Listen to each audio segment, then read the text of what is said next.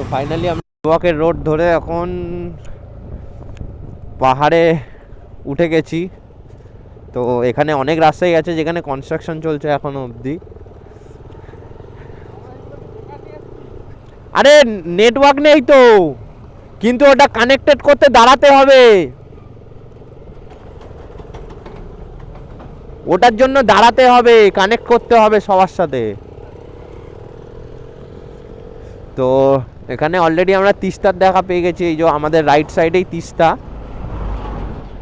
তো এটা যতটাই শান্ত মনে হচ্ছে, কিন্তু যখন ওয়াটার লেভেল খুব আপ থাকে প্রচুর পরিমাণে ধ্বংস করে। এখন অনেক ওয়াটার লেভেল কম আছে। তো এখন বিকালের টাইম, জানি না কতটা কি দেখতে পাচ্ছ, বাট আমরা চোখে যেটা ফিল করছি সেটা অনেকটাই ভালো। তো সেবকের রোড ধরে এখন আমরা যাচ্ছি রংপুর দিকে। দেখা যাক কতক্ষণ কি সময় লাগে।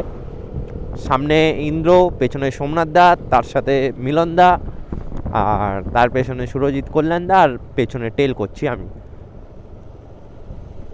তো প্রতিবারের মতো ইন্দ্র যেরকম ওর আরএস নিয়ে আসে, ওরকম আরএস নিয়ে এসছে।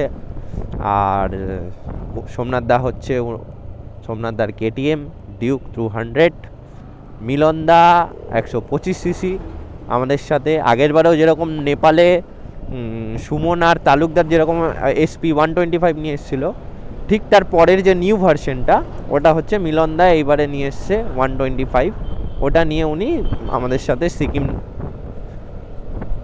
ওই 125 নিয়ে আমাদের সাথে ট্রিপটা করবে। আর কল্যাণদা সুরজিৎ এক্সপালস।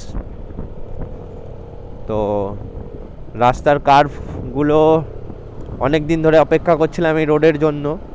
প্লাস হচ্ছে নতুন টায়ারের টেস্ট করাও দরকার, মাউন্টেনে কীরকম কী রেসপন্স দিচ্ছে।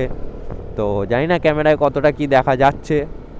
তো এখনও অবধি আমরা ইন্টারকমে কানেক্টেড নই, সেটার জন্য আমাদের দাঁড়াতে হবে ইন্টারকম কানেক্ট করার জন্য। তো এখন যেহেতু আমরা অনেকটা ডিলে চলছি, সেই জন্য এখনও অবধি ইন্টারকমটা কানেক্টেড হয়নি। নেক্সট যেখানে দাঁড়াবো দেন সবাই একসাথে ইন্টারকমটা কানেক্ট করে নেবো, তাহলে আমাদের সাথে কনভারসেশন করতে বা যে কোনো প্রবলেম হলে সেগুলো বলতে আমাদের সুবিধা হবে।